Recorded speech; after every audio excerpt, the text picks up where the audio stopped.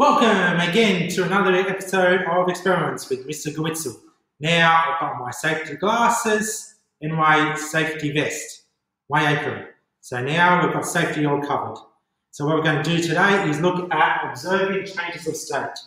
How are we going to do this? We're going to look at ice in a conical flask. And what we're going to do is to heat it up and to see how the states change from the solid ice up to the gaseous state of water vapor.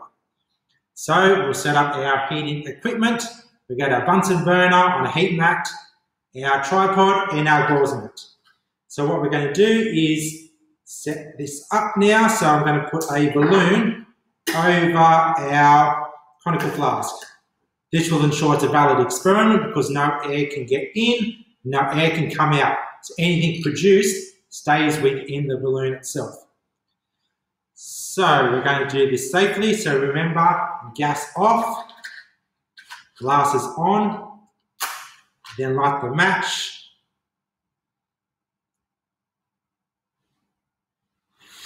Goes to safety flame. Now remember, when we're heating, we use the heating flame. So we open the air hole to heat it. Let's put it under, and let's start heating up the water. Now, the ice is in the state of a solid. Now, how are the particles arranged in the solid? Correct. They're all tightly packed in, slightly vibrating.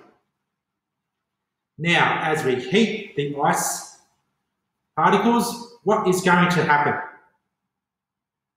Correct. It goes to a liquid phase. So the particles start to separate a little bit more free to move around, start to weaken some of those attractive forces. Then what happens to the liquid as it's getting heated? Correct. It becomes to a gas. Now, how do the gas particles behave?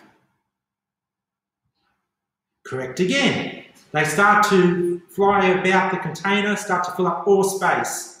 Now, how can we see that happening? We cannot see the gas particles, so therefore we use our modeling. And what do we see? Our balloon has now exploded outwards. There we go. Look at that. Isn't that amazing? Let's get a bit closer here.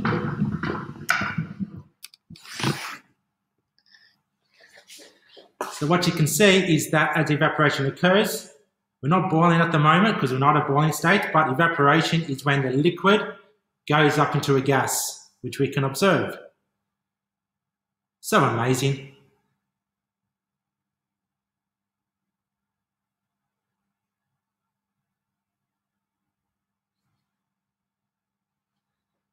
So now we're just waiting for it to heat up a little bit more.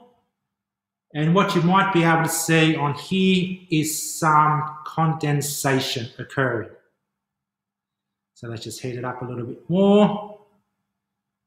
So what we're trying to do is to try to get the water to a boiling state where it starts to bubble a little bit, and then we're going to cool it down.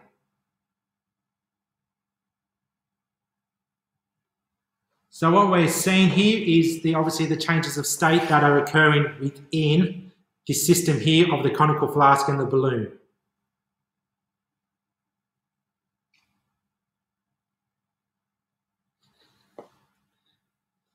Now, as you saw before, the process of lighting the Bunsen burner is quite simple. So now the balloon is basically as big as it is. So what we're going to do now is to start to cool it down a little bit. So let's turn off the heat. What happens when we remove the heat from the system? That's right, the particles become less energetic and therefore they don't move around as much. So therefore, what should we see happening to the size of the balloon? That is correct. It should start to shrink.